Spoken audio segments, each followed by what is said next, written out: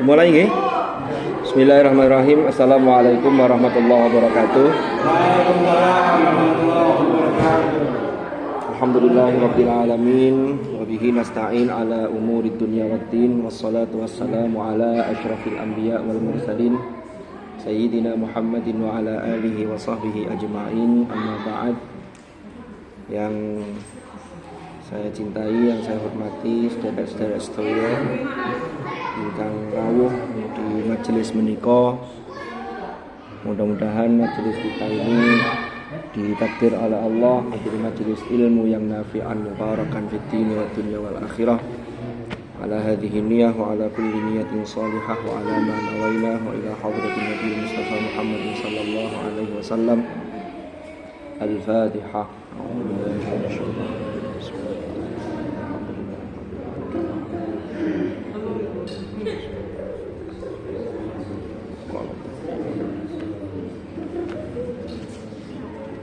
Sebelum kita mulai ini, sebagaimana pertemuan yang lalu, monggo kita mulai dengan istighatsahnya Hadratus Syekh Kyai Haji Hasyim Asy'ari. Insyaallah mboten dangu, paling sekitar 12 menitan, 10 sampai 12 menit. Bismillahirrahmanirrahim. Ila hadratin Nabiyil Mustafa Muhammadin sallallahu alaihi wasallam wa alihi wa sahbihi al-kiram. Al-Fatihah. أعوذ بالله من الشيطان الرجيم بسم الله الرحمن الرحيم الحمد لله رب العالمين الرحمن الرحيم مالك يوم الدين إياك نعبد وإياك نستعين اهدنا الصراط المستقيم صراط الذين أنعمت عليهم غير المغضوب عليهم ولا الضالين آمين. Tadi sudah sampun kula share di grup WA teks istighosahnya, barangkali yang saged dipirsani. Tsumma ila ruhi abai wa ikhwanihi minal anbiya wal mursalin wa ilal malaikatil muqarrabin wal karubin war ruhaniyin wasyuhada'i was salihin wa ali kullin wa ashabi kullin wa ila ruhi abina sayyidina Adam wa ummina sayyidatina Hawa wa ma tanasala bainahuma ila yaumiddin syai'un lillahi lahumul Fatihah. Bismillahirrahmanirrahim. Alhamdulillahi rabbil alamin. Ar-Rahmanir-Rahim. Maliki yaumiddin. Iyyaka na'budu wa iyyaka nasta'in. Ihdinas siratal mustaqim. Siratal ladzina an'amta 'alaihim ghairil maghdubi 'alaihim waladdallin. Amin. ثم إلى روح ساداتنا وموالينا وأئمتنا أبي بكر وعمر وعثمان وعلي وإلى روح بقية الصحابة والقرابة والتابعين وتابع التابعين لهم بإحسان إلى يوم الدين شيء لله لهم الفاتحة. بسم الله الرحمن الرحيم. الحمد لله رب العالمين الرحمن الرحيم مالك يوم الدين إياك نعبد وإياك نستعين اهدنا الصراط المستقيم صراط الذين أنعمت عليهم غير المغضوب عليهم ولا الضالين آمين. ثم إلى أرواح الأئمة الأربعة المجتهدين ومقلديهم في الدين ثم إلى أرواح العلماء الراشدين والقراء المخلصين وأئمة الحديث والمفسرين وسائر ساداتنا الصوفية المحققين ثم إلى أرواح كل ولي وولية ومسلم ومسلمة من مشارق الأرض إلى مغاربها ومن يمينها إلى شمالها شيء لله لهم الفاتحة. بسم الله الرحمن الرحيم. الحمد لله رب العالمين الرحمن الرحيم مالك يوم الدين إياك نعبد وإياك نستعين اهدنا الصراط المستقيم صراط الذين أنعمت عليهم غير المغضوب عليهم ولا الضالين آمين. ثم إلى روح مشايخ الطرق الصوفية خصوصا سلطان الأولياء سيدنا الشيخ عبد القادر الجيلاني وسيد الطائفة الصوفية سيدنا الشيخ أبي القاسم الجنيد البغدادي وأصولهم وفروعهم وأهل سلسلتهم شيء لله لهم الفاتحة. بسم الله الرحمن الرحيم. الحمد لله رب العالمين الرحمن الرحيم مالك يوم الدين إياك نعبد وإياك نستعين اهدنا الصراط المستقيم صراط الذين أنعمت عليهم غير المغضوب عليهم ولا الضالين آمين. ثم إلى أرواح الشيخ محمد هاشم أشعري وكي عبد الخالق هاشم وكي فخر الدين وكي زكي حدك وأصولهم وفروعهم شيء لله لهم الفاتحة. بسم الله الرحمن الرحيم. الحمد لله رب العالمين الرحمن الرحيم مالك يوم الدين إياك نعبد وإياك نستعين اهدنا الصراط المستقيم صراط الذين أنعمت عليهم غير المغضوب عليهم ولا الضالين آمين. ثم إلى أرواح مشايخ نهضة العلماء خصوصا الشيخ محمد هاشم الأشعري والشيخ عبد الوهاب حسب الله والشيخ بشير سنسوري والشيخ فقيه مسكن ومبان والشيخ معصوم لاسم والشيخ عباس بنتد وسائر مؤسسيها شيء لله لهم الفاتحة. بسم الله الرحمن الرحيم الحمد لله رب العالمين الرحمن الرحيم مالك يوم الدين إياك نعبد وإياك نستعين اهدنا الصراط المستقيم صراط الذين أنعمت عليهم غير المغضوب عليهم ولا الضالين آمين. ثم إلى أرواح والدينا ووالديكم ومشايخنا ومشايخكم وأمواتنا وأمواتكم ولمن أحسن إلينا ولمن أساء علينا ولمن له حق علينا ولمن أوصانا عندك بدعاء الخير ونخص خصوصا إلى أرواح أصولنا حضرة الشيخ هاجي هاشم الأشعري وزوجاته وإلى روح Mbah Maksum Ali, Mbah Bunai Khairi Hashim, Bunai Jamila, Ali Nur Azim, Mbah Yai Nur Aziz, Pak D. Umar Farid, Pak D. Taurik, Pak Lukman, Kusi Penur Sarata, wa jami'i usulina syai'un lillahi lahumul fatiha. أعوذ بالله من الشيطان الرجيم بسم الله الرحمن الرحيم الحمد لله رب العالمين الرحمن الرحيم مالك يوم الدين إياك نعبد وإياك نستعين اهدنا الصراط المستقيم صراط الذين أنعمت عليهم غير المغضوب عليهم ولا الضالين آمين. ثم إلى أرواح جميع المؤمنين والمؤمنات والمسلمين والمسلمات الأحياء منهم والأموات من مشارق الأرض إلى مغاربها ومن يمينها إلى شمالها خصوصا أموات من يساعد هذه الجلسة المباركة شيء لله لهم الفاتحة. بسم الله الرحمن الرحيم الحمد لله رب العالمين الرحمن الرحيم مالك يوم الدين إياك نعبد وإياك نستعين اهدنا الصراط المستقيم صراط الذين أنعمت عليهم غير المغضوب عليهم ولا الضالين رب اغفر لي ولوالدي وللمؤمنين آمين. نسألك يا من هو الله الذي لا إله إلا هو الرحمن الرحيم الملك القدوس السلام المؤمن المهيمن العزيز الجبار المتكبر الخالق البارئ المصور الغفار القهار الوهاب الرزاق الفتاح العليم القابض الباسط الخافض الرافع المعز المذل السميع البصير الحكم العدل اللطيف الخبير الحليم العظيم الغفور الشكور العلي الكبير الحفيظ المقيت الحسيب الجليل الكريم الرقيب المجيب الواسع الحكيم الودود المجيد الباعث الشهيد الحق الوكيل القوي المتين الولي الحميد المحصي المبدئ المعيد المحيي المميت الحي القيوم الواجد الماجد الواحد الأحد الصمد القادر المقتدر المقدم المؤخر الأول الآخر الظاهر الباطن الوالي المتعالي البر التواب المنتقم العفو الرؤوف مالك الملك ذو الجلال والإكرام المقسط الجامع الغني المغني المانع الضار النافع النور الهادي البديع الباقي الوارث الرشيد الصبور الذي ليس كمثله شيء وهو السميع البصير الذي لم يلد ولم يولد ولم يكن له كفوا أحد. أستغفر الله العظيم الذي لا إله إلا هو الحي القيوم وأتوب إليه. أستغفر الله العظيم الذي لا إله إلا هو الحي القيوم وأتوب إليه. أستغفر الله العظيم الذي لا إله إلا هو الحي القيوم وأتوب إليه. لا إله إلا الله الملك القدوس لا إله إلا الله الملك القدوس لا إله إلا الله الملك القدوس لا إله إلا الله الملك القدوس لا إله إلا الله الملك القدوس لا إله إلا الله الملك القدوس لا إله إلا الله الملك القدوس لا إله إلا الله الملك القدوس لا إله إلا الله الملك القدوس لا إله إلا الله الملك القدوس لا إله إلا الله الملك القدوس.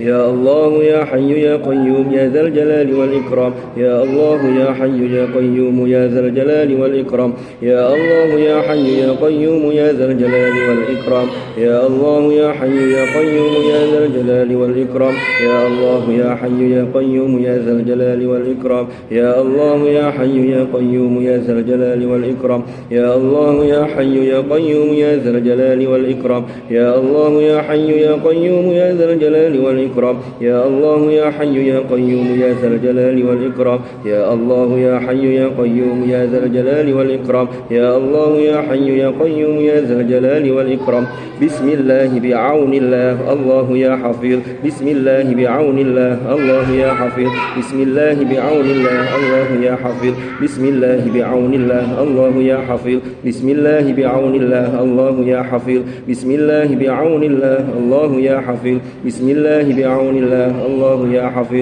بسم الله بعون الله الله يا حفيظ بسم الله بعون الله الله يا حفيظ بسم الله بعون الله الله يا حفيظ بسم الله بعون الله الله يا حفيظ إلهنا يا سيدنا أنت مولانا فانصرنا على القوم الكافرين إلهنا يا سيدنا أنت مولانا فانصرنا على القوم الكافرين إلهنا يا سيدنا أنت مولانا فانصرنا على القوم الكافرين إلهنا يا سيدنا أنت مولانا فانصرنا على القوم الكافرين إلهنا يا سيدنا أنت مولانا فانصرنا على القوم الكافرين إلهنا يا سيدنا أنت مولانا فانصرنا على القوم الكافرين إلهنا يا سيدنا أنت مولانا فانصرنا على القوم الكافرين إلهنا يا سيدنا أنت مولانا فانصرنا على القوم الكافرين إلهنا يا سيدنا أنت مولانا فانصرنا على القوم الكافرين إلهنا يا سيدنا أنت مولانا فانصرنا على القوم الكافرين إلهنا يا سيدنا أنت مولانا فانصرنا على القوم الكافرين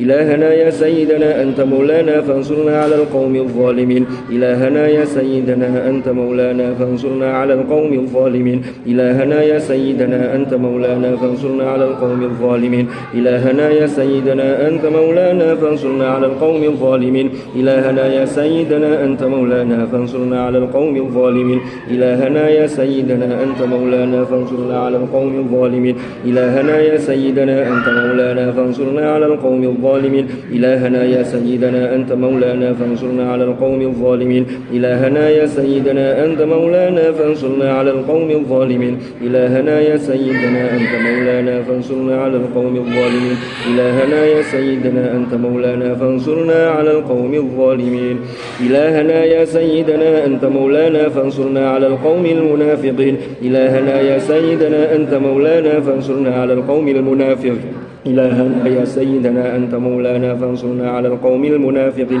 إلهنا يا سيدنا أنت مولانا فانصرنا على القوم المنافقين إلهنا يا سيدنا أنت مولانا فانصرنا على القوم المنافقين إلهنا يا سيدنا أنت مولانا فانصرنا على القوم المنافقين إلهنا يا سيدنا أنت مولانا فانصرنا على القوم المنافقين إلهنا يا سيدنا أنت مولانا فانصرنا على القوم المنافقين إلهنا يا سيدنا أنت مولانا فانصرنا على القوم المنافقين إلهنا يا سيدنا أنت مولانا فانصرنا على القوم المنافقين إلهنا يا سيدنا أنت مولانا فانصرنا على القوم المنافقين يا حنان يا منان يا ديان يا حنان يا منان يا ديان يا حنان يا منان يا ديان يا حنان يا منان يا ديان يا حنان يا منان يا ديان حنان يا منان يا ديان يا حنان يا منان يا ديان يا حنان يا منان يا ديان يا حنان يا منان يا ديان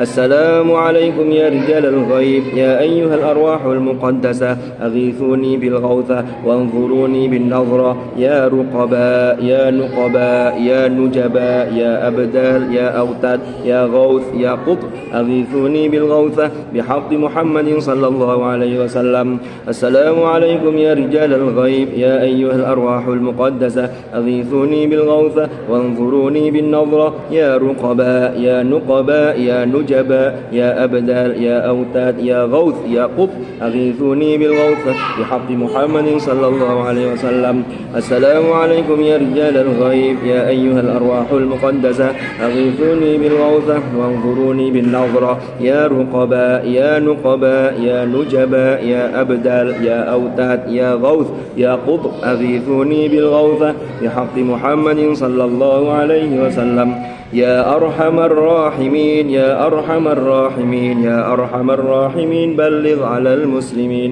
يا أرحم الراحمين يا أرحم الراحمين يا أرحم الراحمين بلغ على المسلمين يا أرحم الراحمين يا أرحم الراحمين يا أرحم الراحمين بلغ على المسلمين. الفاتحة.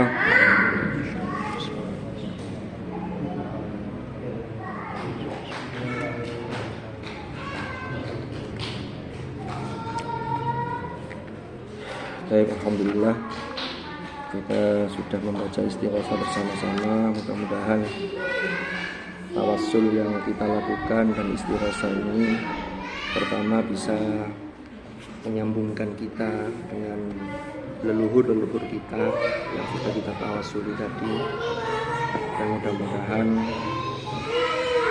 kita ini, keluarga kita ini semuanya bisa menjaga amanah yang ditinggalkan oleh para sesepuh-sesepuh kita, tentunya dengan kompakan, kerukunan dan kebersamaan.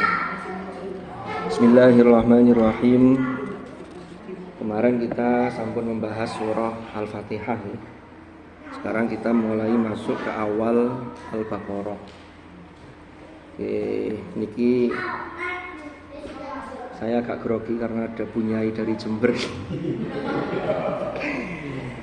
Karena ini nanti sharing mawon, jadi kalau ada mungkin ada yang kurang pas, mungkin cara bacanya nanti boleh diinterupsi. Bismillahirrahmanirrahim. Qala al-muallif rahimahullahu ta'ala wa nafa'ana bihi wa bi'ulumihi fid dharain amin. Bismillahirrahmanirrahim. Alhamdulillahi hamdan muwafiyan li ni'amihi mukafi'an limazidihi. Wassalatu wassalamu ala sayyidina Muhammadin wa alihi wa sahbihi wa junudi. Jadi ini muqaddimah, pembukaan sebelum masuk ke awal surah Al-Baqarah. Dulu di pertemuan pertama sudah kita bahas. Jadi tafsir Jalalain itu satu-satunya tafsir yang Al-Fatihahnya itu berada di belakang, yang cetaknya itu, yang di juz 2. Nah, ini ditegaskan berikutnya ini. Ini yang dipertegas di pembukaannya ini oleh Imam As-Suyuti. Hadza ma ishtaddat ilaihi hajatur raghibina fi takmilati tafsiril Qur'anil Karim. Ya, hadza ma ishtaddat ilaihi hajatur raghibin. Jadi ini beliau menulis muqaddimah ini yang dimulai dari awal surah Al-Baqarah ini adalah desakan dari orang-orang yang ar-raghibina fi takmilati tafsiril Qur'anil Karim alladzi allafahu al-imamul allamatul muhaqqiqu Jalaluddin Muhammadun ibnu Ahmad al-Mahalli asy-Syafi'i rahimahullah. Jadi orang-orang ini kan Imam As-Suyuti itu kan salah satu murid dari Imam Al-Mahalli. Kan kemarin sudah kita bahas nih. Jadi Imam Jalaluddin Al-Mahalli itu nulis tafsir. Tidak tahu alasannya apa, beliau nulis itu mulai dari surah Al-Kahfi sampai juz 30 selesai, lalu dilanjutkan dengan suratul Fatihah. Setelah menafsirkan surah Al-Fatihah, beliau wafat. Kemudian orang-orang ini mendesak. Nah, di antara muridnya yang cemerlang, muridnya yang al-alim al-allama itu adalah namanya sama-sama Jalaluddin. Tapi As-Suyuti karena berasal dari kota Suyut. Jadi kalau orang Mesir tradisinya nisbahnya itu ke nama daerahnya. Ibnu Athaillah As-Sakandari itu Al-Iskandaria. Tapi kalau orang daerah mana itu nisbatnya bukan ke daerahnya. Seperti Imamuna Asy-Syafi'i itu ke leluhurnya. Jadi nisbatnya leluhurnya sehingga dikenal dengan Asy-Syafi'i.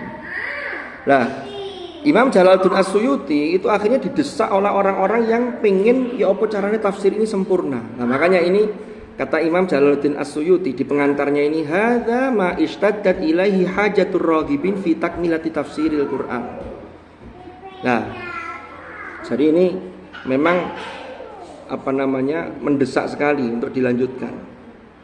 Dan hebatnya Imam Jalaluddin As-Suyuti itu kalau nulis tafsir Jalalain melanjutkan dari gurunya itu sampai coraknya, gayanya itu persis dengan gurunya, itu saking alimnya Imam As-Suyuti. Karena Imam As-Suyuti itu punya tafsir yang lain, diantaranya Ad-Durrul Manthur fi At-Tafsir bil Ma'thur, itu karya As-Suyuti. Lalu ada lagi yang lain, karyanya lintas-lintas bidang keilmuan ya. Lanjutannya, fi takmilati tafsir wa tatmim, lanjutannya wawunya ataf ke fi takmila tadi, wa tatmimi ma fatahu. Artinya apa? Menyempurnakan apa yang masih belum selesai, apa yang ditinggalkan oleh Al-Mahalli, artinya belum selesai. Kan Quran itu ada 30 juz. Apa yang belum selesai? Yang ma fatahu itu mana? Wa huwa min awwali suratil Baqarati ila akhiril Isra. Yang belum diselesaikan oleh Imam Al-Mahalli itu adalah awal surah Al-Baqarah sampai akhir surah Al-Isra. Nah ini dulu sudah kita bahas juga. Ini ada di penutupannya ketika Imam As-Suyuti selesai menafsirkan 15 juz itu. Ternyata beliau menafsirkan 15 juz itu dimulai awal Al-Baqarah sampai akhir Al-Isra itu dalam kurun waktu biqadri mi'adil kalim, yaitu sesuai atau sama dengan tempo atau waktu pertemuan Nabi Musa dengan Gusti Allah. Ya, ketika Musa mengambil Taurat itu berapa hari? 40 hari. Jadi Imam As-Suyuti itu nulis tafsir itu 40 hari, mulai dari 1 Ramadan sampai 10 Syawal. Selesai nulis tafsir 15 juz. Saya ini dulu di pondok ini berapa tahun ini yang nggak hatam-hatam, karena itu padahal Imam Suyuti nulis cukup dengan waktu 10 hari. 40 hari. Nah ini bitatim matin ala namtihi, yaitu dengan penyempurnaan. Jadi yang dilakukan As-Syafi'i itu dengan model yang dilakukan seperti gurunya. Apa itu bentuknya? Min dzikri ma yufhamu bihi kalamullahi ta'ala wal i'timadi ala arjahil aqwal wa i'rabi ma yahtaju ilaih wa tanbihin alal qiraatil mukhtalifatil masyhurati ala wajhin latifin wa ta'birin wajizin wa tarkit tadwil bi dzikri aqwalin ghairi mardiyatin wa a'ariba mahalliha kutubil arabiyyah wallaha nas'alun naf'a bih fid dunya wa husnal jazaa'i alaihi fil uqba bimannihi wa karamihi.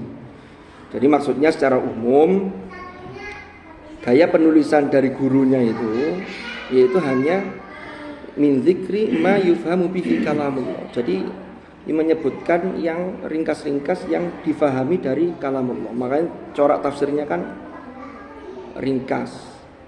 Dan ini cocok untuk semua kalangan. Jadi untuk anak-anak sanawiyah itu memang cocok. Tinggal nanti pengolahannya, penyampaiannya. Untuk orang yang sudah tinggal level tinggi juga cocok, tinggal nanti bagaimana diolah kan.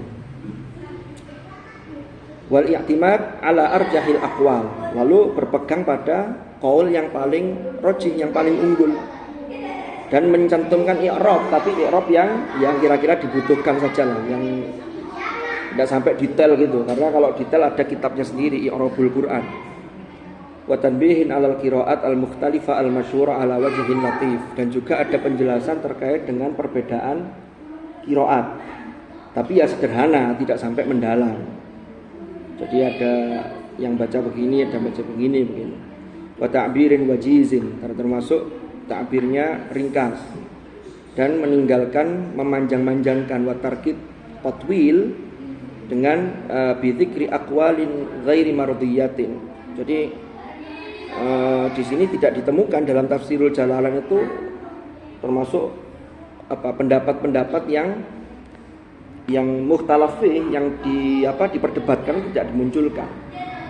Jadi tidak dipanjangkan dalam urusan itu. Wa ariba mahalliha kutubil arabiyyah.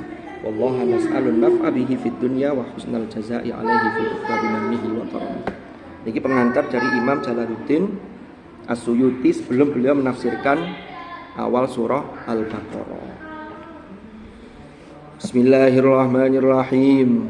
Suratul Baqarah utawi surah Al-Baqarah.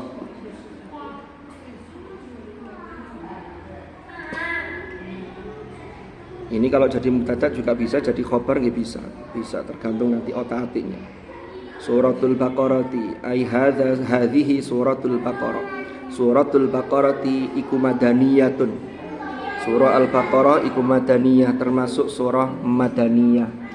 Wa ayatuha utawi ayatnya surah Al-Baqarah iku sittun 6. Wa thamanuna dan 80. Wa mi'atani dan 200. Berarti 286. Ini surat yang paling panjang.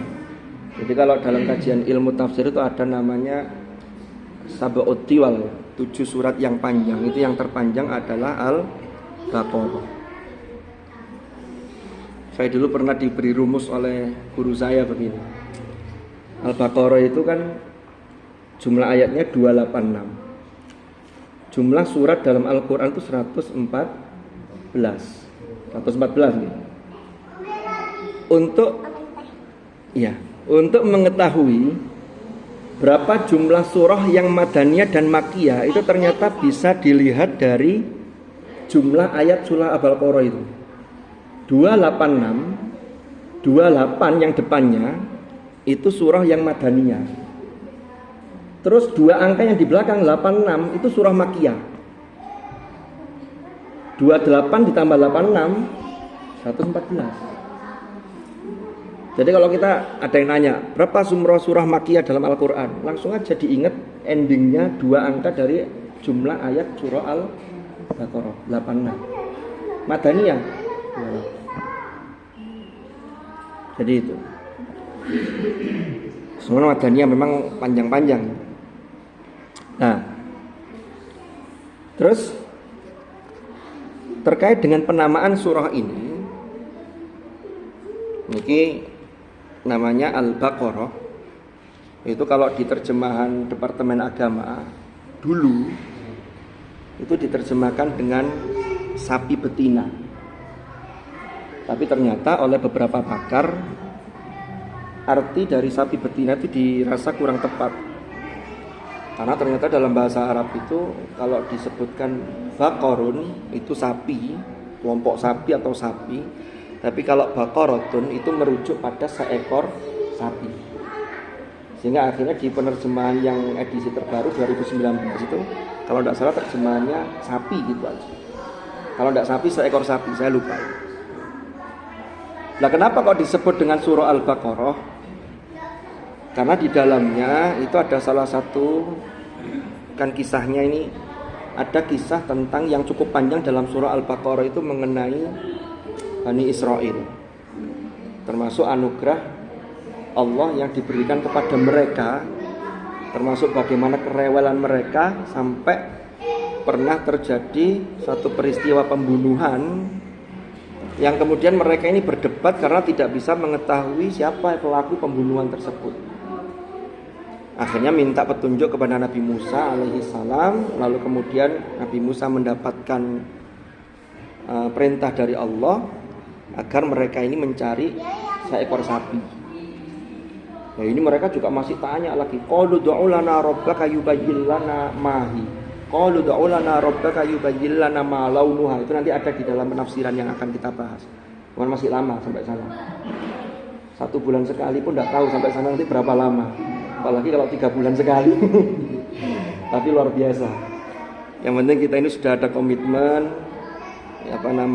bisa berkumpul bersama, ngobrol bareng, ngaji bareng, semoga-moga barokah semuanya. Karena ini menjadi media yang sangat baik sekali. Jadi ketemu gak pendak riyoyo. Kalau dulu kan biasanya ketemu itu riyoyo tok, salaman-salaman selesai. Kalau gini kan masya Allah, ini minas samarotnya ada, minal makulatnya, wah ini datang sendiri ini. Ini kalau tidak ada ngaji pasti harus pesan kayak gini. Ini kalau ada ngaji kan jadi datang sendiri. Iya. Pakai nota. Nanti dikeluarkan ketua panitia. Ya, kita lanjutkan. Ya itulah kisah itu yang kemudian salah satu dari anggota tubuh sapi yang disembelih itu, anggota tubuhnya dipukulkan ke mayat yang sudah terbunuh tadi, akhirnya bisa bangun dan bisa menjelaskan siapa pembunuhnya. Nah, ini termasuk informasi-informasi Al-Quran ini luar biasa ya, karena ini bukan kalam biasa tapi kalamullah. Nah, sekarang madaniyah wa ayatuha sittun wa thamanuna wa mi'atan. Termasuk dalam surah Al-Baqarah itu ada ayat yang paling panjang, yaitu ayat tentang hutang piutang. Ya ayyuhalladzina amanu idza tadayantum bidainin ila ajalin musamman faktubu. Itu ayat 282 kalau tidak salah itu. Panjang. Yang sebelumnya di ayat 281 itu, sini. Ayat 281 itu bicara mengenai itu wahyu terakhir ya, 9 hari sebelum Nabi wafat. Wattaqu yauman turja'una fihi ilallah tsumma tuwaffa kullu nafsin ma kasabat wa hum la yuzlamun. Sini kok berdarah.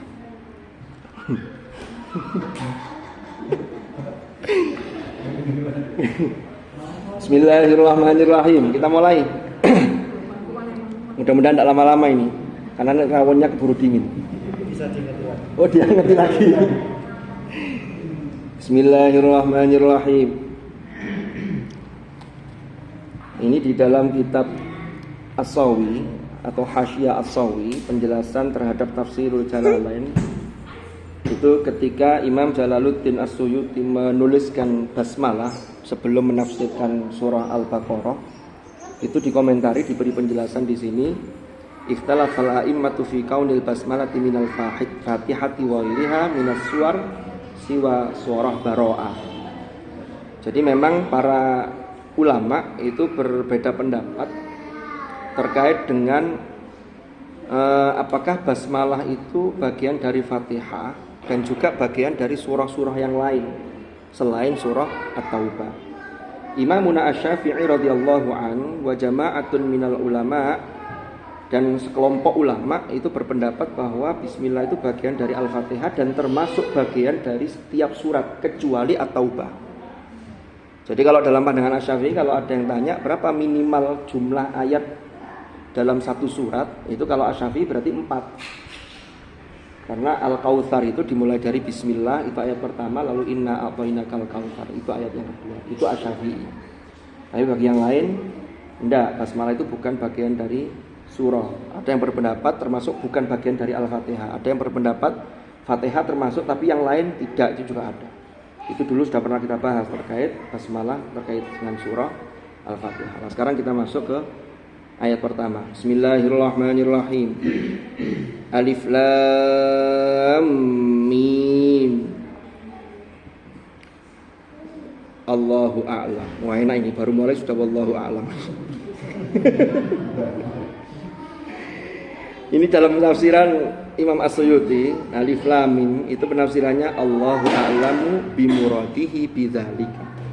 Allahu utawi Allah iku a'lamu, lebih mengetahui, bimuradihi kelawan kehendaknya, yaitu karepnya, kemauan, kehendaknya Allah, bidzalika kelawan mengkono-mengkono alif lam mim.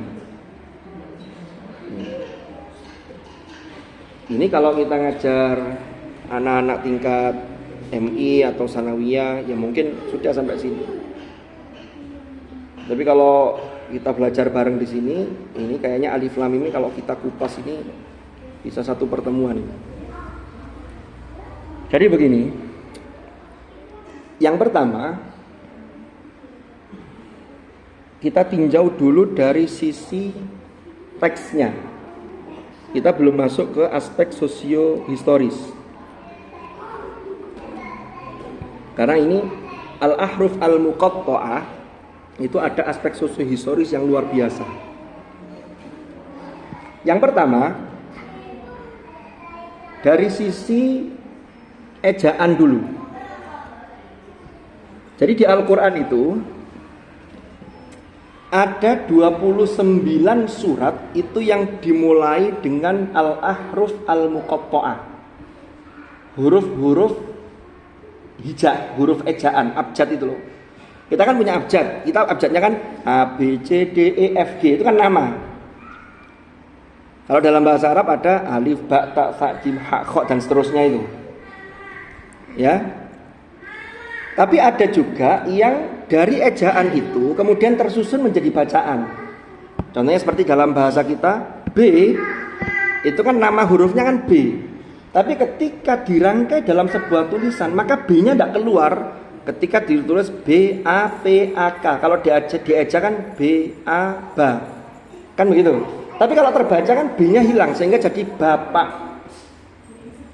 Nah itu dalam bahasa Arab ternyata juga ada.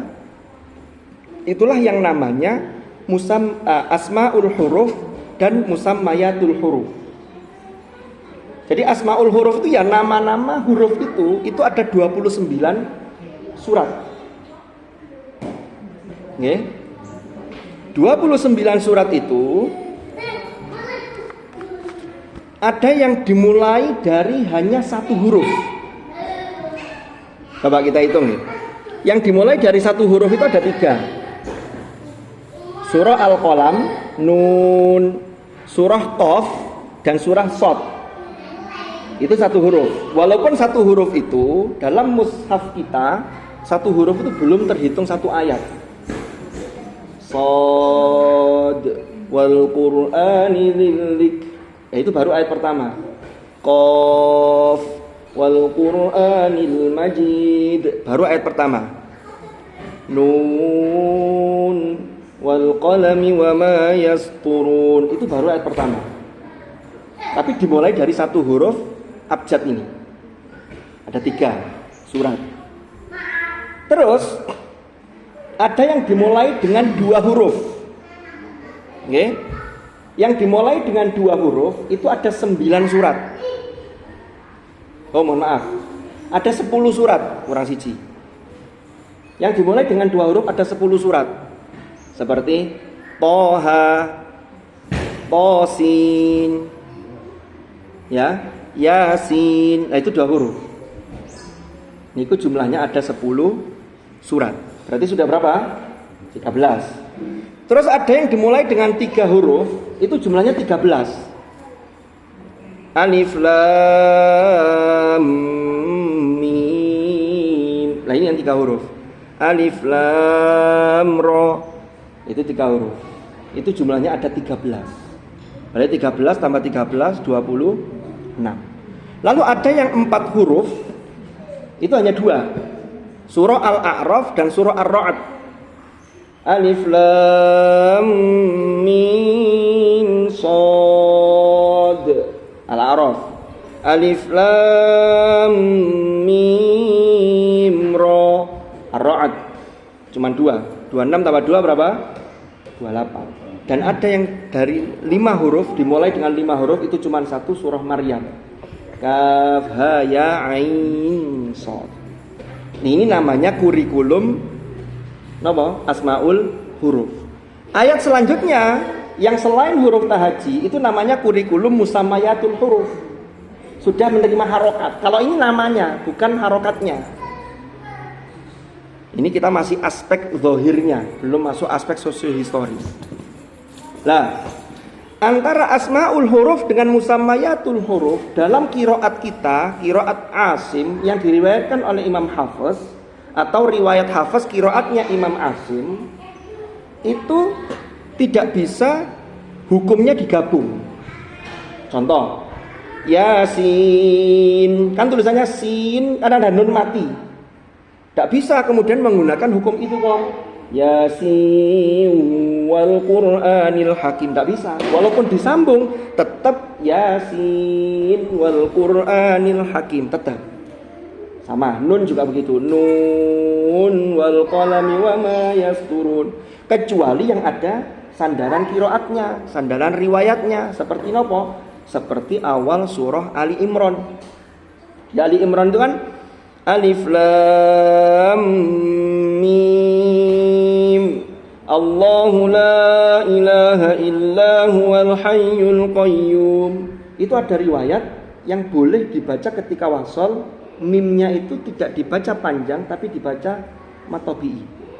Jadinya Alif Lam Mim Allahu la ilaha illa huwal hayyul qayyum. Itu cuma 1. Yang lain urusannya sendiri. Terus yang kedua, asmaul huruf itu kan nama huruf. Itu ternyata dalam bahasa Arab, huruf itu ada yang punya 1 nama, ini yang paling banyak. Ada yang punya 2 nama, ada yang punya 3 nama, ada yang punya 4 nama. Yang punya 1 nama contohnya apa? Alif. Alif itu punya satu nama, ya sudah alif. Lam itu punya satu nama, mim punya satu nama. Ada yang punya dua nama, seperti to. To itu bisa disebut to, bisa disebut to. Wo bisa wo, bisa wo. Itu punya dua nama. Ada yang punya empat nama, huruf za. Za itu bisa disebut za, zai, zai, za. Lah, tapi tidak semua huruf hijaiyah itu ada dalam asmaul huruf, yang dalam huruf muqatta'ah yang di awal surat tadi. Hanya ada 28. Jadi huruf hijaiyah itu kan ada 28 dalam musammayatul huruf, tapi kalau totalnya itu 29. Karena kalau panjenengan hitung, kalau 29 itu alifnya masuk, kalau 28 alifnya tidak terhitung, karena alif selamanya tidak bisa berharokat. Beda dengan hamzah yang ketika rumahnya di alif, itu pembahasannya beda lagi.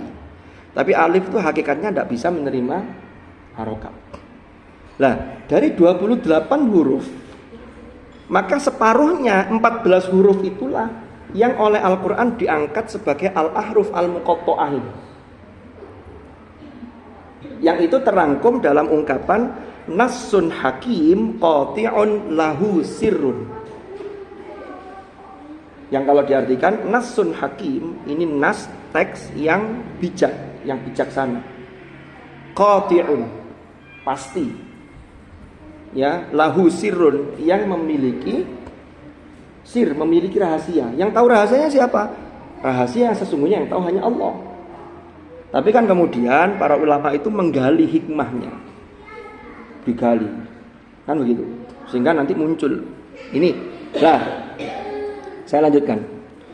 Dari 14 huruf yang ada di al-ahruf al-muqatta'ah niku, cara bacanya itu tidak semuanya mesti panjang.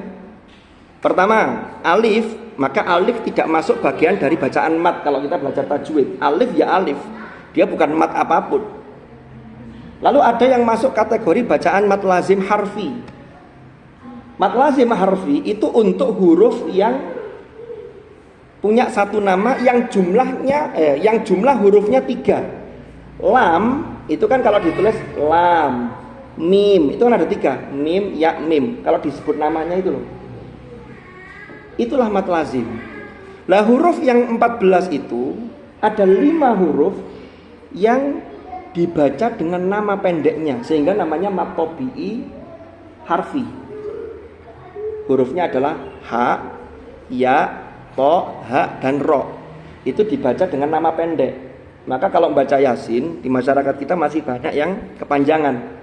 Yasin, ketahuan. Mestinya cukup dengan mat tabi'i. Yasin, Hamim, Toha, Alif Lam Ro. Bukan ro tapi ro, karena diambil nama pendeknya, bukan nama panjang. Kan ro itu punya 2 nama, ro dan ro. Nah itu namanya mat tabi'i harfi. Nah ini dari sisi tinjauan tajwidnya dan tinjauan secara zahir terkait dengan alif lam mim. Nah sekarang kalau di sini Imam Jalaluddin As-Suyuti menyebutkan Allahu a'lamu bimuradihi bidzalika, memang iya. Tetapi kalau kita pahami dari firman Allah yang ada dalam surah Ali Imran, hunna ummul kitab wa ukharu mutasyabihat fa ammal ladzina fi qulubihim zayghun fayattabi'una ma tashabaha minhu ibtigha'al fitnah wa ibtigha'a ta'wili. Lanjutannya wa ma ya'lamu ta'wilahu illallah warrasikhuna fil ilmi yaquluna amanna bi. Ada yang wakafnya bukan di illallah tapi wa ma ya'lamu ta'wilahu illallahu warrasikhuna fil ilm. Sehingga orang-orang yang rosikh, yang ilmunya mendalam, itu masih dimungkinkan untuk menggali apa sih dibalik yang mutasyabihat ini. Walaupun tetap endingnya juga pasrah kepada Allah. Jadi nanti ayat-ayat mutasyabihat itu bentuknya macam-macam. Ada mutasyabihat yang lafadznya, itu biasanya teman-teman yang menghafal itu ada ayat yang serupa tapi tak sama. Depannya sama, endingnya ini dibalik, ini sama, ini begitu. Itu dititeni, itu namanya al-mutasyabihat al-lafdhiyah. Ada yang mutasyabihat terkait dengan makna. Yang terkait dengan makna biasanya contohnya ada takwil. Jadi disesuaikan, difahami sesuai dengan yang lebih pantas bagi Allah. Contohnya yang sangat masyhur seperti yadullah fawqa aydihim. Tidak diartikan tangan Allah, tapi dialihkan ke makna kekuasaan Allah. Kan begitu. Nah ini untuk al-ahruf al-muqatta'ah ini ada yang orang-orang itu kemudian muncul kesan. Pertama, secara sosiohistoris. Nah ini sosiohistoris. Saya pernah baca buku tafsir sosiolinguistik. Saya penasaran, ternyata tafsir itu dia bicara mengenai aspek sosiohistoris tentang turunnya ketika Allah menurunkan huruf-huruf al-muqatta'ah. Tinjauannya gitu. Ternyata setelah Allah menurunkan ayat-ayat al-muqatta'ah di awal surat yang ada 29 surat itu semuanya makkiyah kecuali 2 surat, yaitu Al-Baqarah dan Ali Imran. Lainnya makkiyah semua yang ada huruf muqatta'ah itu. Kalau Al-Baqarah dan Ali Imran madaniyah. Dan setelah Allah menfirmankan dengan menggunakan al-ahruf al-muqatta'ah, itu lanjutannya itu adalah pembuktian tentang kebenaran Al-Qur'an. Yasin, lalu Allah bersumpah wal Qur'anil Hakim innaka laminal mursalin, terus-terusnya. Alif Lam Ra tilka ayatul kitabil hakim. Alif Lam Ra tilka ayatul kitabil mubin. Jadi itu menjelaskan untuk menguatkan bukti bahwa Al-Qur'an itu betul-betul kebenaran. Lah kenapa kok menggunakan huruf muqatta'ah? Ini yang menarik ini aspek historisnya ini. Jadi seakan-akan itu ngeten para rawuh. Orang Arab selama ini yang menjadi khitab awal ketika turunnya ayat-ayat Al-Qur'an itu kan adalah orang-orang Arab yang mereka itu di banyak kabilah itu punya kemampuan yang luar biasa terkait dengan mengubah karya sastra. Itu sudah mulai sejak zaman dulu. Maka terkenal sekali ada syair-syair zaman jahili itu. Ya, ada penyair-penyairnya yang terkenal seperti Umrul Qais, An-Nabi wa Az-Zubyani, lalu Zuhair bin Abi Salma dan seterusnya. Ini ada bahkan ada 7 penyair itu yang langganan juara sehingga disebut karyanya itu disebut dengan Sab' al-Mu'allaqat. Jadi ada 7 penyair itu yang hasil karya sastranya itu luar biasa sehingga diberi penghormatan, ditempel, digantung di dinding-dinding Ka'bah itu. Singkat cerita, mereka itu kan mengubah karya sastranya kan mengolah dari huruf hija itu yang sudah mereka kenal.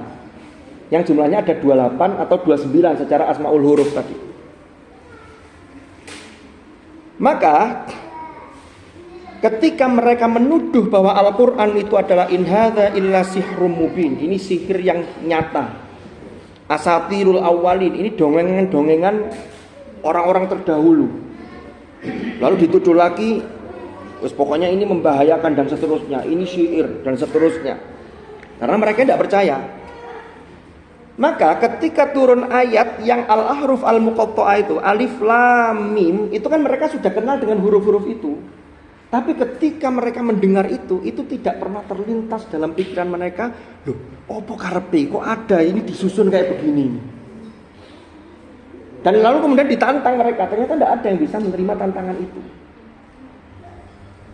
Kalaupun ada, tidak ada rasanya, dan itu bisa dinilai oleh mereka. Kalau kita membaca tafsir seperti dalam surah Al-Muddathir itu, Al-Walid ibnul Mughirah itu kan ketika mendengarkan ayat-ayat Al-Qur'an dibaca itu kan sebenarnya dia merasakan apa ada satu-satu yang apa ada rasa yang enak, yang manis, yang menyejukkan begitu kan. Sampai akhirnya pernah ada cerita itu beberapa tokoh-tokoh Quraisy itu nguping itu mendengarkan bacaan ayat Al-Qur'an. Tiba-tiba podo-podo konangan, "Loh, kamu ngapain di sini?" Akhirnya podo gengsi kan mereka, sehingga mereka tidak mau lagi. Makanya dalam Al-Muddathir itu kan Al-Walid ibnul Mughirah sampai dikatakan innahu fakkara wa qaddar. Faqutila kaifa qaddar thumma qutila kaifa qaddar thumma nadhar. Sudah angan-angan itu sebenarnya. Tapi kemudian thumma abasa wa basar thumma adbara wastakbar. Tidak mau, akhirnya berpaling. Nah, mereka ini ketika mendapatkan ayat-ayat ini sebenarnya sudah, wah, apa ini maksudnya? Itu yang di luar nalar mereka. Padahal mereka sudah ahli-ahli semua. Karena Al-Quran itu, kalamnya Al-Quran itu, jadi ada bahasa Arab itu, bahasa Arab yang sudah biasa mereka gunakan. Itu yang disebut dengan al-lughah al-arabiyah al-mushtarakah, yang mereka faham antar qabilah itu karena mereka biasa melakukan pertemuan ketika parade syair itu. Di qabilah-qabilah ada, lalu setiap tahun itu dilombakan ketika musim haji. Sehingga mereka menggunakan bahasa persatuan itu. Lah bahasa ini kemudian Allah mewahyukan, muncullah bahasa Arab wahyu yang ini nilainya itu mengalahkan dari nilai-nilai sastra yang ada. Nah, ini salah satunya secara sosiohistoris ketika turun ayat-ayat yang al-ahruf al-muqatta'ah ini, mereka terpukul secara telak. Jadi kena pukulan telak ya. Tidak bisa. Wahyu open. Itu dari sisi sosiohistoris. Lalu kalau kita lihat lagi,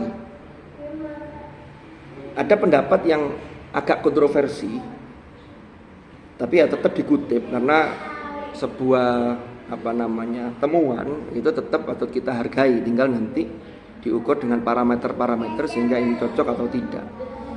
Ada seorang ilmuwan kelahiran Mesir tapi lama tinggal di Amerika, namanya mungkin panjenengan pernah dengar, Rashad Khalifah.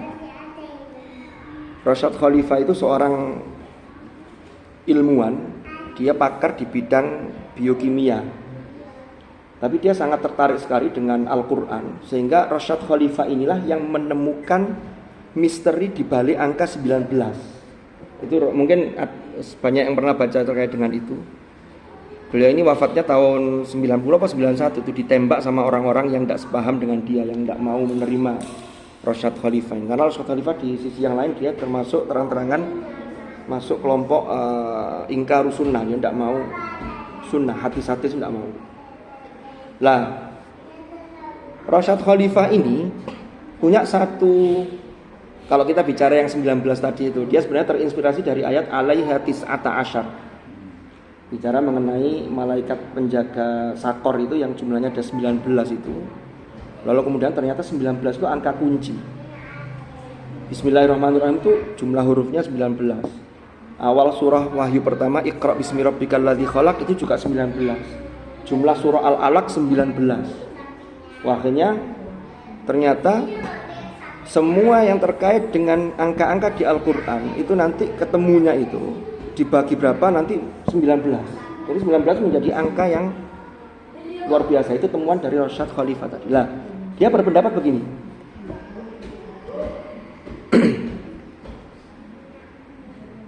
Di ayat-ayat yang diawali dengan huruf-huruf muqatta'ah itu, alif lam mim, ternyata diteliti oleh beliau itu di dalam surat itu yang paling banyak itu adalah huruf yang disebut dalam al-ahruf al-muqatta'ah itu. Kecuali satu surat. Apa itu? Yasin. Kecuali satu surat. Kalau Yasin, ya dan sinnya itu paling sedikit dalam surah Yasin. Ternyata ini menurut beliau ini, kita dengan bisa setuju atau tidak, yang monggo mawon. Kalau huruf-huruf muqatta'ah yang ada di awal surat itu, yang alif lam mim dan lain-lain, itu selalu berurutan, urutannya abjadnya ini. Alif itu pasti lebih dulu dibanding lam. Lam baru urutannya ketemu mim, kan begitu. Ha mim mesti jelas bisian ha. Toha bisian to kan. Tapi Yasin enggak. Yasin ini sinnya dulu. Tapi di ayat itu ya-nya duluan. Makanya itu kemudian rumusnya jadi beda. Itu temuan dia. Ini dikutip oleh Prof. Quraisy Shihab di Al-Misbahnya, dikutip oleh beliau pendapat ini. Cuman kontroversi memang. Cuman begini-begini ini kan ya iya ya. Jadi memang luar biasa Quran. Jadi alif lam mim ini secara historis, secara sosiohistoris tadi punya kekuatan yang luar biasa. Kita lanjutkan. Oh ternyata tidak sampai satu pertemuan. Kenapa disudahi? Belum ya? Semangat ya? Atau Pak Deing mau melanjutkan? Kitabnya sudah siap? Sudah siap. Lagi. Bismillahirrahmanirrahim, kita lanjutkan. Alif lam mim, dzalikal kitabu la raiba fi. Dzalika ai hadza. Nah ini kalau dalam penafsirannya Imam As-Suyuti, dzalika itu ditafsirkan ai hadza. Pertama, ini kita masuk ke penetapan i'rabnya dulu, kedudukannya. Dzalika itu bisa menjadi mubtada, zalika utawi iku. Iku itu berarti kembalinya ke alif lam mim, termasuk huruf-huruf muqatta'ah itu iku alkitab, yaitu kitab suci Al-Qur'an. Alkitab ay al-maktub, yang tertulis. Atau bisa jadi begini, zalikal kitabu, adapun utawi kitab itu baru khobarnya iku la raiba fi. Bisa begitu. Nah sekarang kenapa kok Imam Jalaluddin As-Suyuti itu menafsirkan zalika di sini ai hadza? Ini ada penjelasannya di sini. Pertama, kalau kita ini belajar nahwu, jelas zalika itu adalah isim isyarah. Za itu isim isyarah. Ya. Lalu lika, li itu menunjukkan lil bu'di, jauh. Kalau ka itu kaitannya dengan khitab. Zalika. Karena kalau dekat, za itu kan za itu menunjukkan sesuatu. Kalau ha ini, hadza. Makanya kalau dekat itu disebut dengan hadza. Di As-Sawi ini beliau menjelaskan di sini asyara bidzalika ila anna haqqal isyarati an yu'ta biha lil qarib wa sayati al jawabu anhu. Jadi ternyata zalika ini walaupun gini maksudnya. Jadi zalika itu aslinya kan untuk menunjukkan sesuatu yang jauh. Tapi oleh Imam As-Suyuti itu diartikan hadza dekat lil qarib. Kenapa? Karena sesungguhnya Al-Qur'an itu dekat. Tetapi kenapa kok disebut jauh? Lah ini aja. Ai wal Qur'an wa in kana qariban minna illa annahu marfu'ur rutbah wa 'azimul qadri min haitsu innahu munazzahun an kalamil hawadith. Jadi Quran itu walaupun dekat dengan kita, tetapi sesungguhnya ini kedudukannya mulia. Sehingga sesuatu kedudukan yang mulia itu koyok-koyok itu untuk pengagungan itu disebut dengan itu. Atau kalau kita analogikan yang sederhana, contohnya ketika kita nyanyi Indonesia Raya ya. Kita kan berada di Indonesia. Ini untuk mengagungkan negara kita Indonesia, maka kita nyanyinya sesuai dengan yang digubah oleh W.R. Supratman, itu tetap di sanalah.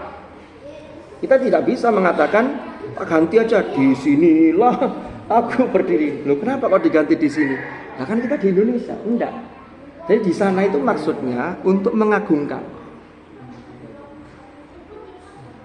Tapi ada yang menarik di sini. Di dalam Al-Qur'an, kalau Allah menyebut Al-Qur'an dengan sebutan kitab, maka kadang pakai hadza, kadang pakai zalika. Yang pakai hadza wonten. Wa hadza kitabun anzalnahu mubarak. Itu ada.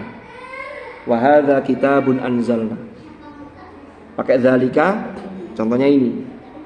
Tapi kalau menggunakan yang ditunjuk itu adalah Al-Qur'an, redaksi yang menggunakan Al-Qur'an, maka tidak ada yang zalikal Qur'an. Qur'an itu mesti menggunakan hadza. Inna hadzal Qur'ana yahdi lillati hiya aqwam. Inna hadzal Qur'ana yaqussu ala bani Israil. Lau anzalna hadzal Qur'ana, lu hadza semua. Ini kalau kata Yai Ta'in, kayak Qur'an itu kok pangeran mesti menggunakan hadza. Quran itu kalau dilihat dari sisi makna itu bacaan yang serius. Qara'a yaqra'u Qur'anan, qira'atan kan masdar, tapi ini masdarnya bentuknya mubalaghah. Ini benar-benar bacaan yang serius. Maka kalau bacaan yang serius, maka kalau menggunakan hadza, maka jangan orang mukmin itu, orang muslim itu jangan jauh-jauh dari Al-Qur'an, minimal baca. Syukur-syukur kemudian kita mengkaji isi kandungannya. Prof. Nasaruddin Umar ketika hallnya, saya lupa hallnya Gus Solah atau Gus Dur ya, di Makbaro itu pernah menjelaskan. Prof. Nasaruddin Umar itu guru besar ilmu tafsir ya di UIN Syahid Jakarta ya. Imam besar Masjid Istiqlal itu belum membedakan term Alkitab dengan term Al-Quran. Kata beliau ini, kalau Al-Quran itulah yang bisa diakses dan betul-betul diresapi di hati oleh orang yang punya iman. Tapi orang yang tidak punya iman itu bisa mengakses, tapi sebatas kitab, tidak menyentuh ke aspek Qurannya. Itu yang pernah beliau sampaikan. Makanya kalau orang-orang orientalis yang kemudian mengkaji tentang Islam, mengkaji tentang Al-Quran, walaupun beliau itu sampai paham, tapi itu baru sampai pada tahap kitab, bukan pada tahap Qurannya, karena Quran itu untuk mukmin. Kalau orang mukmin yang kemudian bisa mendalami, dia sudah masuk ke Qurannya itu. Itu kalau terkait dengan penggunaan ini. Dzalikal kitab. Bisa kita maknai dzalika tadi ya, kembali ke alif lam mim tadi, huruf-huruf muqatta'ah, itu ada Alkitab. Alkitab itu apa? Kalau di sini ditafsirkan allazi yaqra'uhu Muhammadun, yaitu yang dibaca oleh Nabi Muhammad. Nabi Muhammad baca dapat dari mana? Dari Jibril. Kita harus ingat bahwa membaca itu tidak harus ada teksnya. Karena qara'a itu mana asalnya adalah dhamma yadhummu, mengumpulkan. Makanya ketika Jibril mengatakan Iqra ya Muhammad, Nabi Muhammad menjawab ma'an nabi qari. Karena memang yang difahami oleh Rasulullah ma'an nabi qari, karena Rasulullah tidak pernah baca. Kenapa? Karena itu untuk membuktikan kebenaran Al-Qur'an. Wa ma kunta tatlu min qablihi min kitabin wala takhutuhu bi yaminika idzal lartabal mubtilun. Jangan begitu. Jadi seandainya Rasulullah itu bisa membaca, bisa menulis dengan tangan kanannya, ya dia bisa menulis. Maka kalau itu yang terjadi, jika demikian ya orang yang meragukan terhadap kebenaran Al-Quran itu semakin ragu. Saya pernah dapat penjelasan dari, saya lupa profesor siapa itu ya. Selama ini banyak orang Islam itu yang dengan bangganya mengutip bukunya siapa, Michael Hart ya, yang menempatkan Rasulullah di urutan pertama dari 100 tokoh yang paling berpengaruh dalam sejarah dunia ini. Itu ternyata kata beliau ini, saya juga dulu sebenarnya sering baca dengan bangganya. Ternyata ada satu kesalahan dari Hart itu yang dia tulis. Michael Hart itu menulis bahwa Quran itu, dia tidak percaya kalau Quran itu dari Tuhan. Di tulisannya itu dia menganggap bahwa Quran itu karangan Muhammad. Nah orang-orang kita itu mengutipnya itu hanya dilihat dari ini urutan pertama, padahal ternyata isinya itu justru bertentangan dengan kita. Jadi isinya itu ya itu tadi. Jadi Quran itu Muhammad itu mengarang Quran. Padahal kan itu jelas dikatakan tidak mungkin lah kalau itu kemudian karangan Nabi Muhammad sendiri. Nabi Muhammad itu kalau tidak tahu kan ya menunggu wahyu. Termasuk ketika ditanya tentang Ashabul Kahfi, sudah kadung janjikan ya besok saya kasih jawaban. Ternyata lupa tidak mengucapkan insya Allah. Akhirnya itu kan ditegur juga. Artinya ada wala taqulanna li syai'in inni fa'ilun dzalika ghadan illa ayyasha Allah, dan seterusnya. Nah kembali ke kitab. Kitab itu maktub. Ini kalau kita paham, apakah pada masa Rasulullah Sallallahu Alaihi Wasallam itu Al-Quran itu sudah terkodifikasi menjadi satu mushaf? Maka jawabannya belum. Oh tapi sebelum itu ada yang terlewat, saya agak lupa ini. Ada hikmah-hikmah yang luar biasa, termasuk ketika kembali ke huruf muqatta'ah tadi ya. Huruf muqatta'ah yang alif lam mim tadi itu ada satu hikmah yang luar biasa. Apa? Ternyata orang baca Quran itu harus digurukan. Buktinya apa? Tulisan alif lam mim dengan tulisan alam nasroh itu tulisannya sama. Alif, lam, dan mim. Ya kalau kita sekarang sudah ada harokatnya. Kalau dulu tulisan Arab itu belum mengenal simbol harokat, belum mengenal simbol tanda titik bagi huruf. Jadi tulisannya sama. Lah kalau orang langsung moco dewe, ini akan keliru. Jadi ternyata hikmahnya salah satunya itu. Oh, jadi belajar ngaji itu memang harus ada guru. Makanya ini diriwayatkan secara mutawatir dan ini sanadnya sambung sampai Rasulullah Shallallahu Alaihi Wasallam. Nah, sekarang ada kaitannya dengan disebut dengan kitab.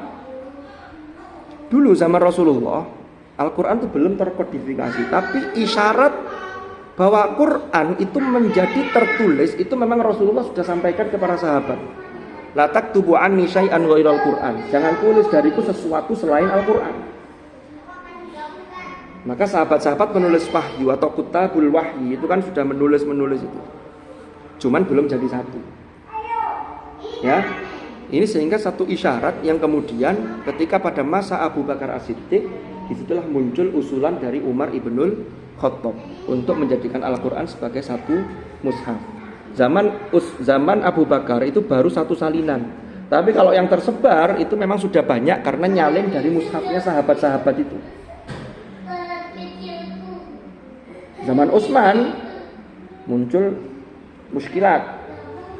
Ya, karena tidak ada standarisasi termasuk tulisan, akhirnya banyak terjadi banyak terjadi kesalahan-kesalahan karena umat Islam sudah meluas, termasuk yang memeluk agama Islam itu orang-orang ajam non Arab yang tidak punya rasa bahasa Arab yang bagus, sehingga keliru maca Quran. Akhirnya Utsman ya keliru tuh dari sisi bacaannya, ya keliru dari sisi riwayatnya, penyandarannya ini, riwayatnya ini siapa, gurunya siapa. Nah ini, akhirnya Utsman mengkodifikasi lagi yang kemudian tulisannya distandarisasi. Muncullah namanya Ar-Rasm Al-Utsmani. Nah, mushaf selain yang dicetak oleh Utsman yang kemudian digandakan dari situ, itu semuanya dimusnahkan dengan tujuan untuk menjaga keotentikan Al-Quran. Jadi itu kita. Jadi sesungguhnya disebut kitab itu sudah mengarah ke sana. Yang kedua, kitab itu bicara mengenai aturan. Itu kan akar katanya dari kataba. Kalau sesuatu yang tertulis itu berarti sudah diundangkan. Al-Baqarah 183, ya ayyuhalladzina amanu. Allah tidak mengatakan furidho tapi kutiba. Di tafsir jelaskan kutiba ay furidho. Dicatat itu diwajibkan. Maka kitab suci Al-Quran itu isinya ada kandungan hukumnya, termasuk dalam surah Al-Baqarah. Al-Baqarah ini hukumnya banyak sekali, ini kan sudah madaniyah ini, sampai urusan utang piutang itu rinci begitu. Belum lagi urusan al-ahwal asyaksiyah terkait dengan yang ditinggal mati suaminya, lalu kemudian iddah, terkait dengan cerai dan seterusnya. Itu ada di juz 2 kan itu. Lengkap urusan sholat, termasuk perpindahan arah kiblat dan seterusnya. Itu ada dalam Al-Baqarah, dan di ayat-ayat lain juga banyak. Tapi Al-Baqarah ini luas sekali. Jadi ini adalah kitab yang mengandung hukum. Makanya kalau kita bicara di hukum positif di Indonesia, itu kitab undang-undang hukum pidana. Makanya disebut kitab undang-undang, karena di situ ada aturan tertulisnya. Dzalikal kitab. Nah ini, la raiba fi hudan lil muttaqin. Jadi cara bacanya bisa gini. Dzalikal kitabu la raiba fi hudan lil muttaqin. Makanya wakafnya kan titik 3 yang ada 2 itu, bisa pilih salah satu. Ini namanya kan wakaf mu'anaqah. Ya. Itu dalam kitab wakaf dijelaskan. Seperti dalam Manarul Huda dan seterusnya. Nah, bisa dibaca dengan dzalikal kitabu la raib fihi hudal lil muttaqin. Itu juga bisa. Maknanya saling melengkapi. Pertama, kalau kita baca dzalikal kitab la raib, kitab tersebut, kitab itu yaitu Al-Quran, iku la raiba, ay la syakka, tidak ada keraguan iku maujud. Roib itu kalau di sini diartikan syak. Tapi sebenarnya dalam bahasa Arab itu antara syak dan roib itu ada perbedaan. Bahasa Arab itu memang luar biasa. Jadi kalau kita mengkaji sinonimitas, sinonim, ternyata para ulama itu berbeda pendapat. Ada yang mengatakan tidak ada sinonim dalam bahasa Arab. Ada yang mengatakan ada sinonim tapi namanya syibhut taroduf, hanya nir sinonimi, bukan taroduf tam, bukan yang sempurna. Karena ternyata setiap penggunaan kata itu ada levelnya masing-masing. Orang haus itu digambarkan dengan al-atos. Kalau hausnya masih biasa, tapi kalau seharian tidak minum itu bukan al-atos lagi, tapi bisa jadi al-dhoma.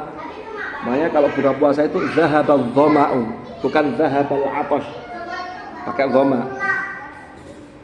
Kok ada dengan jalasa ini yang banyak orang salah kaprah. Ada orang baru datang, itu orang Arab tidak pernah mengatakan tafadhol ijlis, enggak. Kalau baru datang tafadhol uqud, pakai kok ada. Karena kok ada itu dari posisi lebih tinggi menuju ke rendah. Kalau jalasa dari posisi rendah ke tinggi. Contoh, tiduran suruh bangun, baru ijlis. Ngelaya-laya ngoten nggih. Ijlis. Bukan uqud karena dari laya-laya. Tapi kalau kok ada, contohnya apa? Ayat tentang ulul albab itu. Alladzina yadhkurunallaha, urutannya kan qiyamau wa qu'udan, bukan wajulusan. Tapi kalau majelis kados ngeten iki namanya majelis, bukan maq'ad. Majelis ilmu.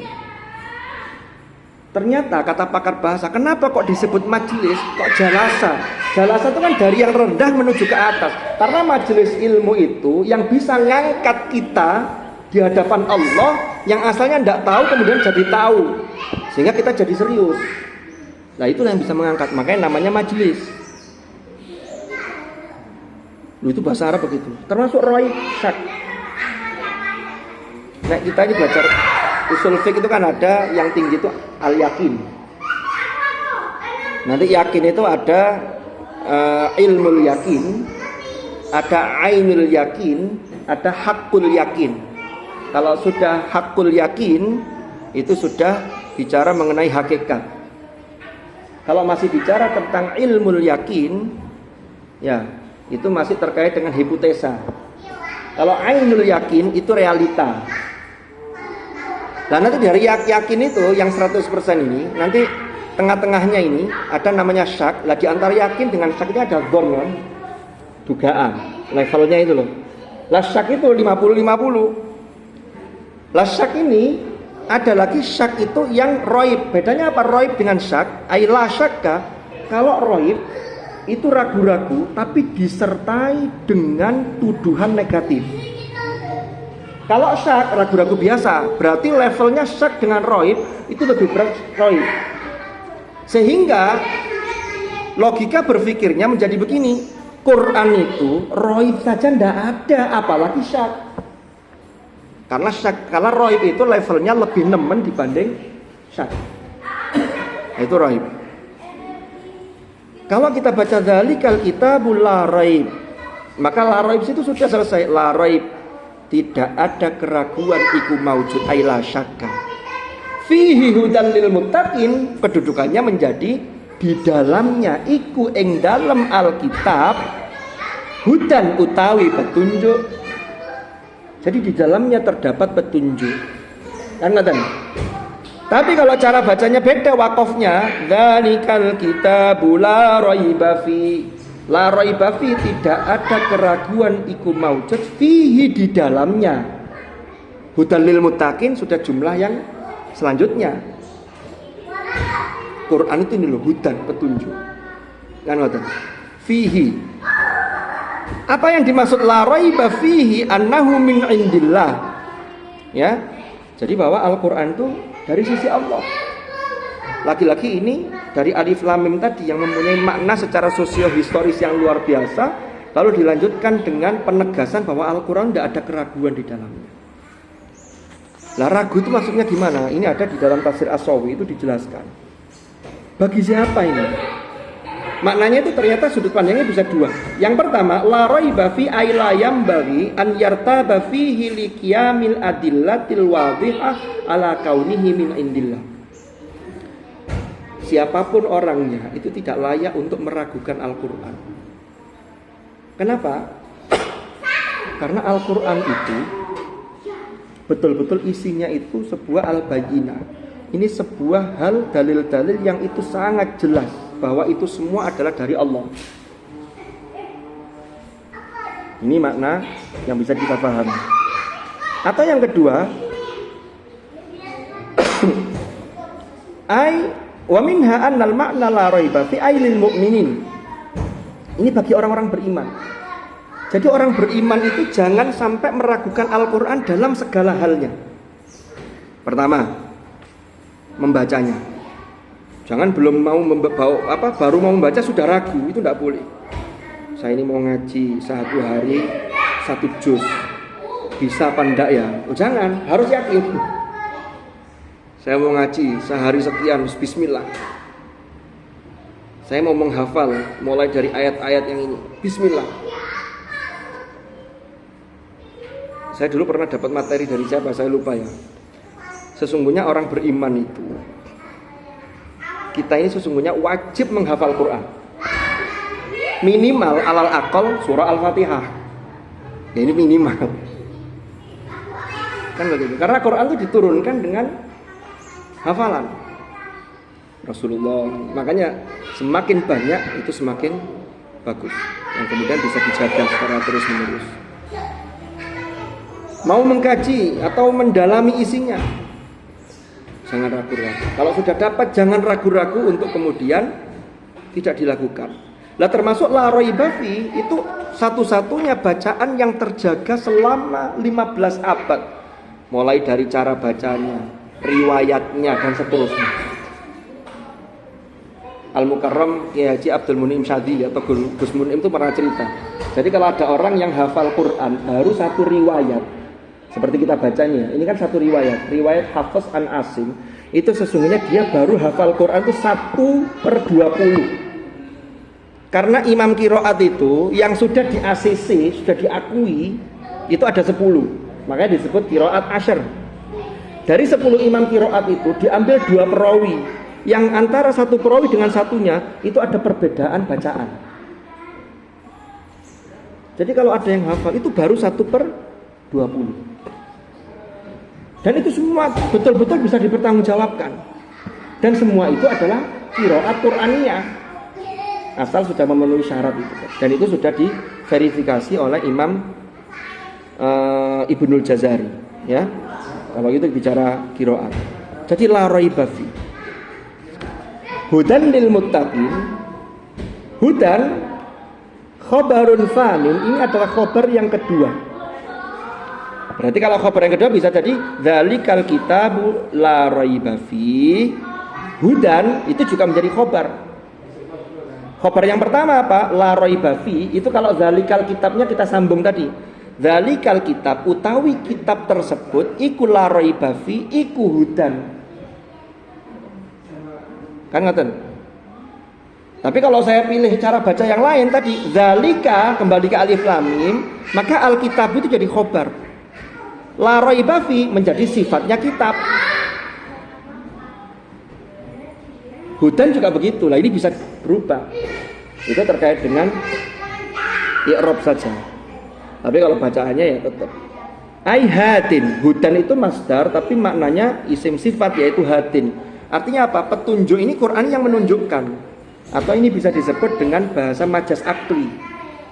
Majaz akli itu jadi Quran itu menunjukkan, sehingga sebab Al-Quran itu maka dia menjadi petunjuk. Bagi siapa?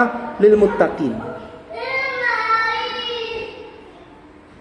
Lil muttaqin itu siapa?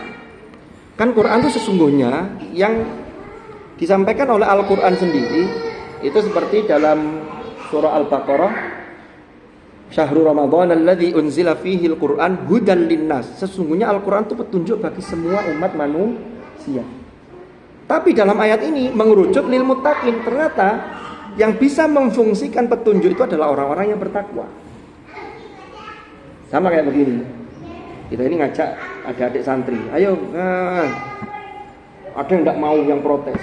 Akhirnya kita mengatakan begini, ya wes gak mau ya sudah, saya hanya ngajak yang mau. Tapi aslinya kan untuk semuanya. Aslinya Quran itu linnas. Makanya nanti itu ada kaitannya kategorinya dengan ummatul dakwah, ada ummatul ijabah. Jadi ummatul dakwah itu yang disapa oleh, yang diajak oleh Al-Quran. Kalau sudah masuk terkait dengan orang bertakwa, nanti namanya ummatul ijabah. Nah, takwa itu levelnya macam-macam. Karena takwa itu bicara prestasi. Nah kan ngoten. Hudal lil muttaqin. Jadi yang bisa memfungsikan Al-Quran sebagai petunjuk adalah al-muttaqin, ay as-sairina ila taqwa biimtithalil awamiri wajibina bin nawahi littiqaihim bidzalika annar. Jadi takwa itu ittaqo yattaqi ittiqa, itu makna asalnya adalah menjaga diri dari jangan sampai kemudian menyebabkan Allah itu murka. Makanya caranya gimana? Berusaha melakukan apa yang diperintahkan dan menjauhi apa yang dilarang oleh Allah. Itu namanya al-muttaqi. Nanti levelnya, ya ini macam-macam levelnya. Itu levelnya orang-orang yang bertakwa. Termasuk kalau kata Ibnu Sina, itu ada level seperti Buddha, ada level seperti pedagang, ada level yang paling tinggi seperti seorang pecinta. Itu yang sudah sangat, jadi beribadah itu karena mahabbah. Nah itu juga termasuk level-level bagi orang-orang yang bertakwa. Bagaimana penjelasannya dalam konteks ayat ini? Orang bertakwa itu disifati alladzina yu'minuna bil ghaib wa yuqimunas shalah wa mimma razaqnahum yunfiqun. Wallahu a'lam bissawab. Insyaallah kita lanjutkan kapan-kapan. Saya akhiri bukan karena sudah terlalu malam, karena materi sudah habis, saya sudah tidak bisa berkata apa-apa. Karena harus kentekan materi. Mungkin ada pertanyaan atau dicukupkan? Iya. Sumbone ireng rada kurang. Sama ya, kalau sudah kita akhiri. Kita lanjutkan pada acara berikutnya, ngobrol santai dan ramah-ramah. Ketemu dan ngapunten mungkin dalam hal penyampaian atau apa ada yang kurang berkenan karena terus terang niki saya suara tak keraskan itu agar tidak kelihatan groginya.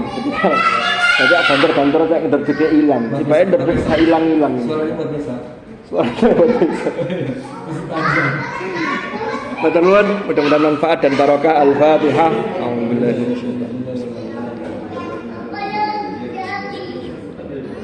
Bismillahirrahmanirrahim. Alhamdulillahirabbil alamin. Allahumma shalli wa sallim ala sayyidina Muhammad. Allahumma fa'na ma 'allamtana wa bima 'allamtana wa 'allimna ma yanfa'una warzuqna ilman nafi'a. Allahumma ja'al ijtima'ana hadza ijtima'an marhuma wa tafarruqana min ba'dihi tafarruqan ma'suma wa la taj'al ma'ana wa fina shaqiyyan wa la mahruma bi rahmatika ya arhamar rahimin. Sallallahu ala sayyidina Muhammad walhamdulillahi rabbil alamin. Al-Fatihah. Subhanakallahumma bihamdik asyhadu an la ilaha illa anta astaghfiruka wa atubu ilaik. Sallallahu ala sayyidina Muhammad walhamdulillahi rabbil alamin. Hadanallahu wa iyyakum ajma'in. Al-afa minkum. Assalamualaikum warahmatullahi wabarakatuh.